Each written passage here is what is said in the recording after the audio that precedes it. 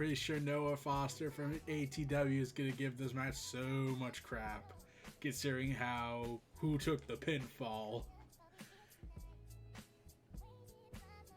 Let's hope at least. He probably has the rant of the century right now going on the Jeff Meacham network. Shout out to them.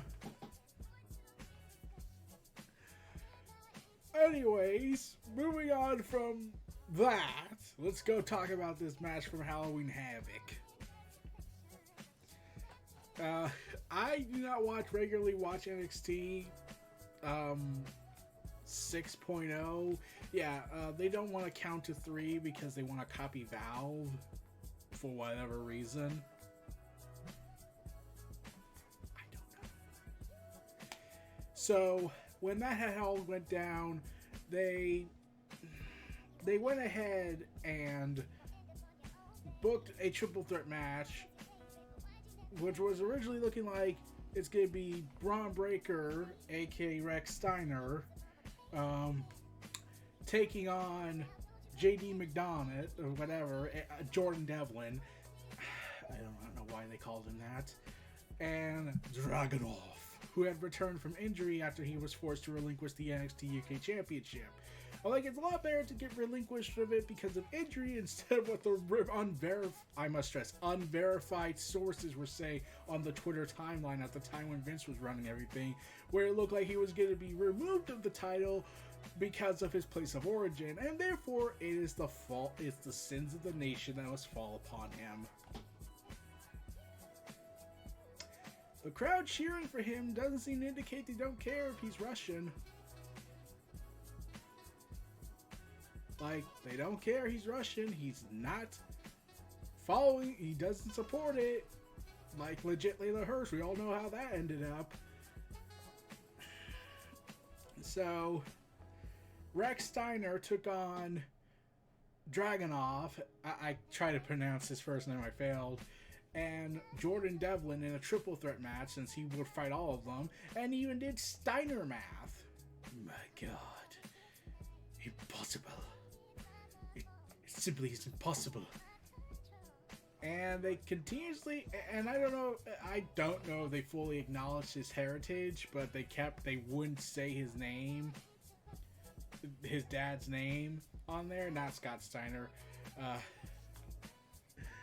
They just were not saying it. They just said Pitbull Steiner or whatever, but just say the guy's name.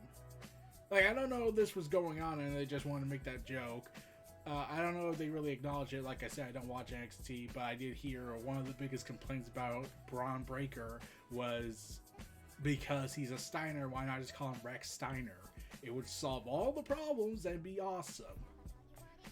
And they were always never really up and up on talking about his past relation with his familiar ties with the Steiner brothers, since he's the son of one. And they don't want to talk about it because, I don't know, drugs. That's my best guess. They took the Tony Khan drug. So yeah, Rex Steiner fought these two NXT UK wrestlers. He's running roughshod over NXT OG and NXT Black and Gold and NXT UK wrestlers. He's beating Tyler Bate for the NXT UK title and put that out of commission, execution style. It was depressing to see that. And I think people just want him to drop the title at this point. I don't know. He's a good talent. He's everything, and regardless of what Bill Goldberg says, I compare myself to Bron Breakker, Rex Steiner, and I'm just that guy that's so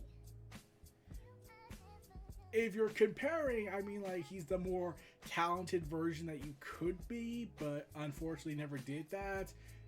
Or the injury-prone, injury-causing guy that made Bret Hart continuously talk about you until the end of time. He most likely will, because that's one of his most famous commandments. When in doubt, blame Goldberg. And that sounded sing-song-like, but no, it was not in my intention.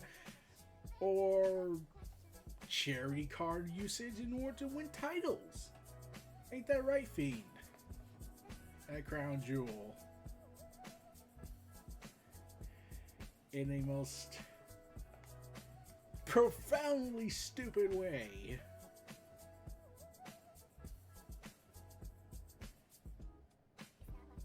Revenge versus 16. Vince, it was literally handed to you on a platter. I know COVID would happen, but imagine the ticket sales you could have gotten if you did that. Revenge, Bray Wyatt story.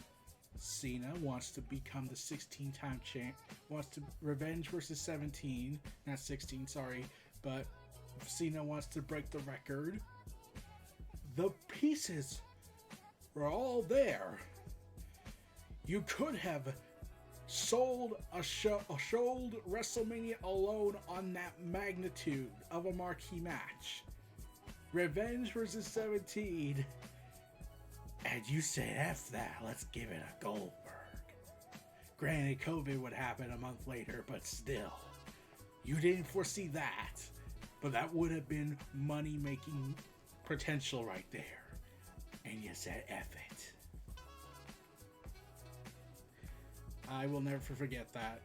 That was injustice in wrestling. I like, besides everything else Vince has gotten away with over the years until they finally caught up with him. But moving on from my rant about Goldberg and what he did at WWE's Blood Money events. But let's get back to things. The triple threat match. It's kind of depressing when Dragunov and Jordan Devlin are the highlights and Bron Breakker is less like he's just there. This actually kind of looks like the Orange Cassidy match where he's just there and the other two are just there, are the ones feuding, even though they were feuding with Bron Breakker beforehand. And yeah, but this is a much more quality match and actually features some smart decisions by Jordan Devlin's part where he stops when the referee's about to make the 3 count, instead of breaking the pinfall for Dragunov, he just grabs the ref's hand like, not today.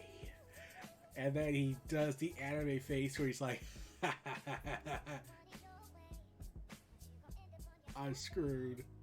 Because Dragunov's looking at him crazily. Yeah, that's the best way I can describe it. Dragunov and Jordan Devlin were the highlights of the show, not highlights of this match. Not really Bron Breakker. Like, he had his moments, but nothing compared to Jordan Devlin and Dragunov. Oh, man. And I really thought this was it. Like, Dragunov's going to win the title. Instead, Rex pins Dragunov after a spear, so he's looking like he's going to try and be Roman Reigns' successor, and gets the victory and retains the title. But other people have been saying this. One, I don't know why Dragunov took the pin. I would think he would be a much bigger deal to put in a one-on-one match with Braun, but okay. And Jordan Devlin, I thought he was there to take the pin. Well, I was wrong about that, so stupid me, aren't I? For thinking such simple ideas. But people have also been saying, what's Rex's character still? Like, he came in with entrances where he looks like he's going to bury both of them. I mean, like, it's a little on the nose in terms of how much he's dominated the roster, and it's kind of running low on talent, I think. In fact, now that I think about it, I was thinking to myself, okay, he's good on the mic at times. He has the tools. I'm just that guy that's wondering, wait, besides being called Bron Breakker, for reasons I don't know why, because Rex Steiner was just too cool,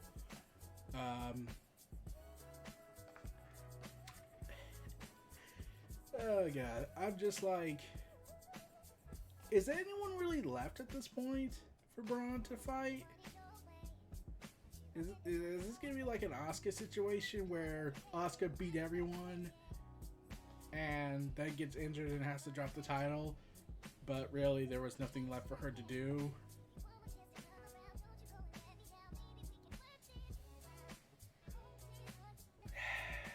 Yeah, you see, I don't know.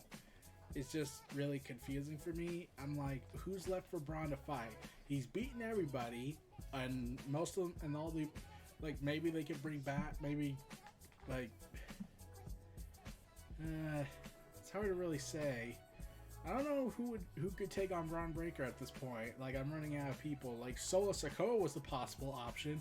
Then he got called up, so that was thrown out the window. And then they wasted the NXT North American title on him for no reason, then had him drop it the next week because he wasn't official. Even though there was a referee there, and he made the count, and therefore it's official. He didn't fast count it like like the debacle with Chris Jericho and Triple H back in 2000. Where that made sense, whereas this one, it made no sense. So, even with the new regime, we still got the WWE logic gaps. At least on Shawn Michaels' part, everything else has been pretty consistently sound, for the most part. But, yeah. I mean, I'm trying to think, who could believably be, at this point, beat Bron? He's beaten the NXT OGs, for the most part. He's beaten the NXT UK talent. Carmelo Hayes? Okay, I like this. This is the same case with Mandy Rose. Mandy Rose beat everybody because, I don't know. I mean, considering what was going on behind the scenes at the time, it becomes weird now when you think about it with the whole dress sexy policy. Oh god, that was so horrible. Anyways, yeah, Braun and Mandy Rose really have no one really left to fight them. I'm running out of ideas here.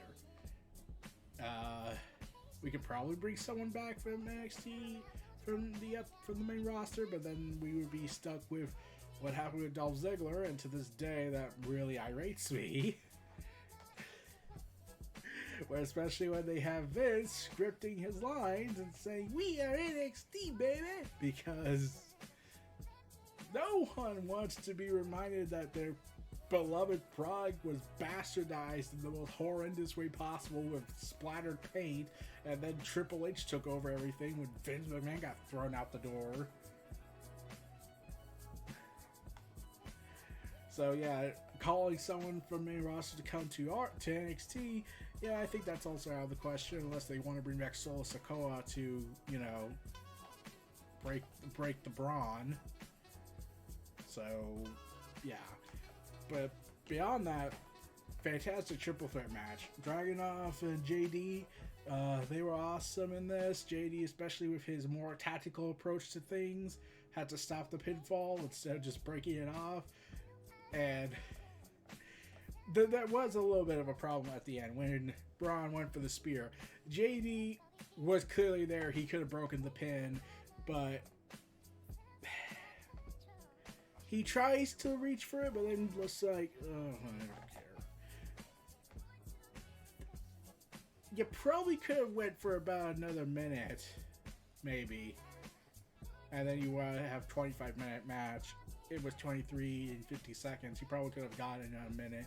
Like, Dragunov's out, JD screws the pinfall, and then he takes the fall, and huzzah.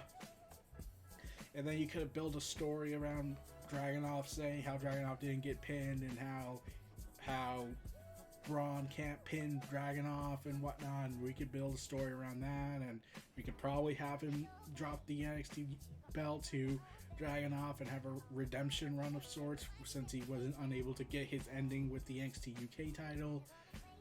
I mean, like that. I was just spitballing here. This is just an idea I thought of at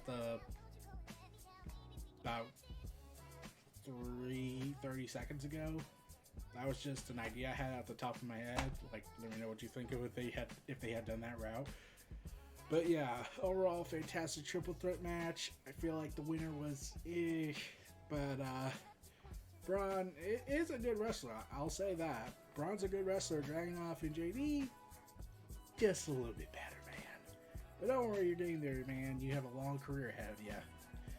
So this was Neo Reality Entertainment, The WrestleVerse presents NXT Halloween Havoc 2022. Feel free to like, comment, subscribe. Check out my content in the description below. Stay tuned for more. I'll see you all again next time. Peace and take care.